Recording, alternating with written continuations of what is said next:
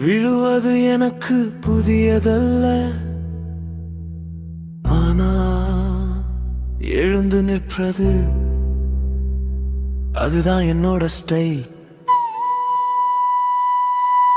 நாங்க காற்று எதிர்த்தாலும், நடக்கிற வழி இருளால் மூடப்பட்டாலும்,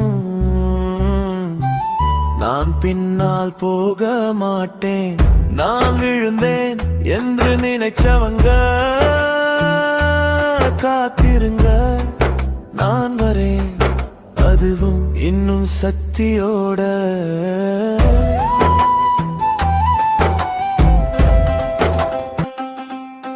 என்னை கீழே தள்ளினா என்ன,